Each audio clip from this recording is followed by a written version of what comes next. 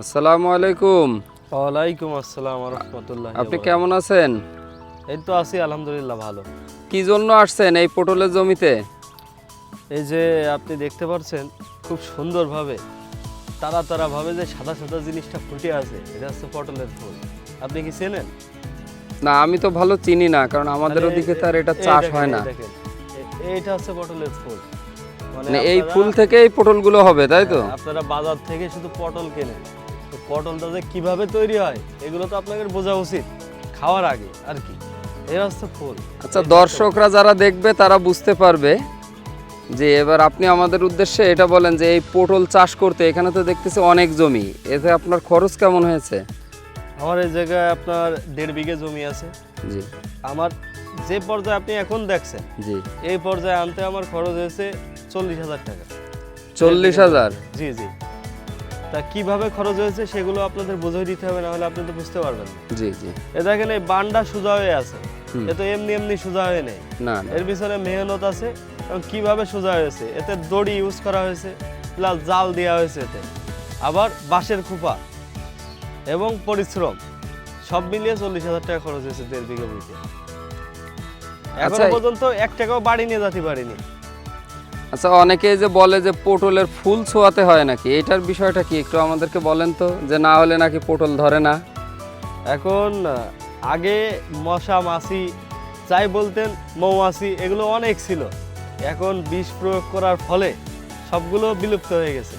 আগে কিন্তু এই প্রচলনটা ছিল না। মানে বিষ বলতে যে কীটনাশক যেগুলো দেওয়া হয়, তাই তো? জি, জি, কীটনাশক যেগুলো দেওয়া হয় আগে কিন্তু এই প্রচলনটা ছিল না। এটা কিন্তু ওই যে মৌমাছি এক ফুলিতে আর এক ফুলি বসতো বা মাছি বসতো, ওই জায়গা থেকে পটলটা মানে তৈরি হয়ে পরাগায়নের যে বিষয়টা ছিল ওইটা আর ম্যানুয়ালি ভাবে করা লাগতো না। করা লাগতো না।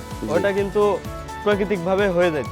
কিন্তু এই পর্যায়ে এসে যখন দেখা যাচ্ছে ওইসব মৌমাছি বা মাছির সংকট হয়ে গেছে, মানে- সেই মুহূর্তে মানে পরাগায়ন প্রকৃতির যে উপকারী প্রাণী সেগুলো অনেক কমে গেছে। করে। এই যে আমরা কীটনাশক যেগুলো ইউজ করি এর কারণে অনেক প্রাণী মারা গেছে। সেই কারণে আমাদের এখন নিজেরাই এই কাজগুলো করতে হচ্ছে। কিছু তাই করার নেই। এই ফুলটা কখন ছোঁয়ান আপনারা? এই ফুলটা আপনি দেখতে পাচ্ছেন আমার এই 1.5 বিঘা হইতেছে ফুল ফুটেছে। জি জি। এ যদি আমি সকালবেলা শোয়ানো ধরি হুম। তাহলে বেলা উঠতে উঠতে আমার ফুল সব বুঝে যাবে। আহ, আমি কিন্তু শোয়াইতে পারবো না। হ্যাঁ, আর তাই তো। দ্বিতীয়ত রোদের যে পরিমাণ তেজ হচ্ছে, আরো রমজান মাস, জি জি জি। এ দেখা যাচ্ছে 2টো বেজে গেছে আমার। হ্যাঁ, রোজা সকাল রেখে তো আসলে হয় না। সকাল 8টাতে শুরু করেছি, 2টো বেজে যাচ্ছে আমার এই ফুল এখন ছোঁয়াতে। সেই ক্ষেত্রে কি করেন? সেই ক্ষেত্রে আমাদের রাতের আধারে মাথায় লাইট বাঁধে এই কাজগুলো করতে ও, হয়। এই জন্য আপনাদের মাঠে দেখা যায় যে অনেক জিনপরির মতো আলো জ্বলে জ্বলে থাকে। এই তো সঠিক সঠিক, মাঝে মাঝে আপনাদের চোখে পড়ে। জি জি। আপনারা হ্যাঁ, জিন পরি ভেবে ভয় পাবেন না, কাছে আসবেন, এসে কথা বলবেন এবং একটা পান খেয়ে যাবেন, ঠিক আছে? দেখ, এই যে রাতে ফুল ছোঁয়াতে আসলে সাপ পোকের কোনো সমস্যা নেই? এই যে আমরা তো ভয় পাই।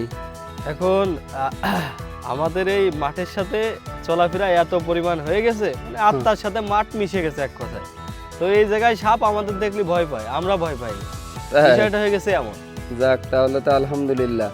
এখন এই পটলের জমিতে আপনার যে 1.5 বিঘা জমি, এতে কত মন আপনি আশা করতেছেন শেষ পর্যন্ত?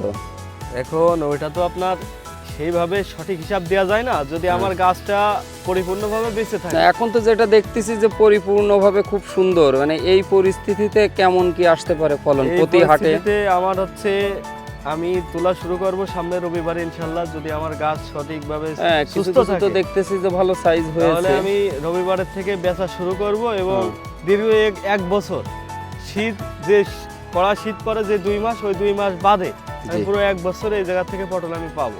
1 বছর? তাহলে এক তো আল্লাহর রহমতে অনেক পটল উঠবে। যদি তা এমনি আমার হাটে গাছ হাটে বেঁচে কয় থাকে। কয় মন উঠবে এই 1.5 বিঘাতে?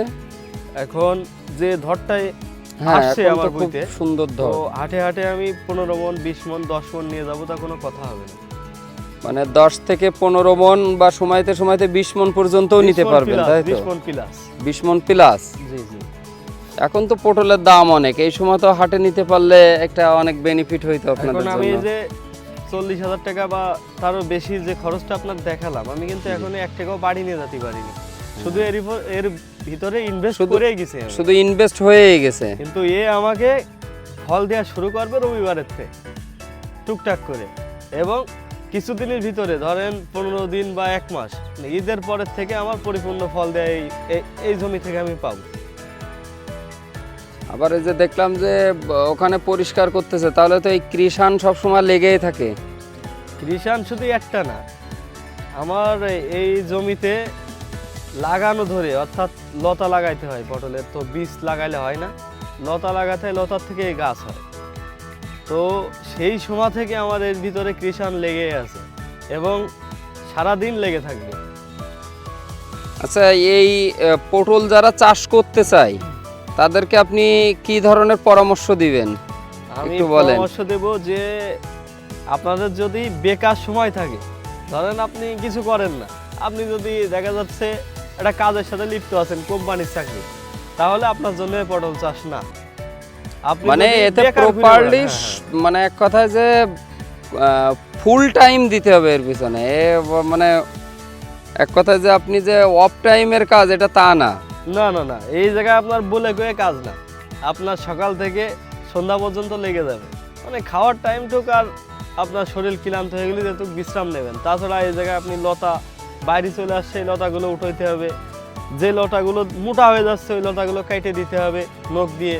তারপরে আপনার এই কিছু কিছু গাছ পচা লাগবে, সেগুলো আপনার বেরো করে কাটতে হবে, জমিতে ঘাস থাকবে সেগুলো নিড়াতে হবে, পাশটি টানতে হবে, আপনার এই কাজের কোনো শেষ নেই। আচ্ছা, আপনাদের এই অঞ্চলে মোট কত হেক্টর জমিতে এই পটল চাষ হয়েছে? সেটা তো সঠিকভাবে বলা যায় না, তবে 60-70 ধরে রাখেন। 60-70? জি জি, এটা কি শুধু আপনাদের এই ইউনিয়নের ভিতরেই? আমাদের ইউনিয়ন না, মানে- আমাদের শুধু ওয়ার্ডের ভিতরের কথা বলছি। ও, শুধু এই আপনাদের এই ওয়ার্ডের ভিতরেই? জি জি জি, আমাদের এই হরিবতপুর ইউনিয়ন 2 নম্বর ওয়ার্ডের ভিতরে 60-70 আচ্ছা, হেক্টর আপনার এই জমিতে। ঠিকানাটা একটু বলেন দিনি। আমাদের 1 নম্বর হরিবতপুর ইউনিয়ন, 2 নম্বর ওয়ার্ড নিশ্চিন্দপুর গ্রাম, যশোর সদর, যশোর। যশোর সদর, যশোর। মানে যশোর সদরের হৈবতপুর ইউনিয়ন, মানে যেটা আমরা 7 মাইল বাজার নামেও জি, জি, চিনি, জি, যেটা ওর হচ্ছে- পাশেই, তাই তো? এটা হচ্ছে আপনাদের সবজির সব থেকে বৃহৎ বাজার, অর্থাৎ দক্ষিণবঙ্গের পরিচিতি কিন্তু এই 7 মাইল সবজির বাজার দিয়ে। তো এই জায়গার সবজি আপনাদের বাংলাদেশের যে কোনো প্রান্তে চলে যায়। আপনাদের এই 7 মাইল সবজির বাজারের নাম হচ্ছে কি বাড়িনগর 7 মাইল জি, জি। সবজির বাজার, জি, তাই তো? জি জি জি। আচ্ছা, আপনার থেকে যারা পটল নতুন করে চাষ করতে চায় তারা কি ধরনের উপকার পেতে পারে আপনি একটু জানান আমাদের। কেউ যদি আপনাকে আপনার সাথে যোগাযোগ করে বা পটলের উপকার পেতে হলে আমার নাম্বারটা তাদের রাখতে হবে বিশেষ করে। জি আর দ্বিতীয়ত আরেকটা কাজ হবে, জি আমার এই পটলে যখন লতাগুলো আমরা কাটিং করি, আমরা যখন লতাগুলো লাগাই ওই সময় তাদের বিশেষ করে আরো যোগাযোগ করতে হবে, ওই সময় একটা ভিডিও করতে হবে, তাদের যদি লাগে বাংলাদেশের যে কোনো প্রান্তে কুরিয়ার সার্ভিসের মাধ্যমে আমরা পাঠিয়ে দিতে পারবো। মানে এবং- আপনার থেকে পটলের চারা বা পটলের যে ধড় বা যে কাণ্ড বলে এগুলো সংগ্রহ করতে পারবে, তাই তো? হ্যাঁ, অবশ্যই পাবে। আচ্ছা, আপনার নাম এবং নাম্বারটা একটু বলেন ভাই। আমার নাম মোহাম্মদ ইশতিয়াক আহমেদ অভি, হুম। আমার মোবাইল নাম্বার 01644093979। আর ঠিকানা যেটা বললেন ওইটাই 7 মাইল জি জি জি। যশোর। আচ্ছা জি, আসসালামু আলাইকুম। ওয়ালাইকুম আসসালাম।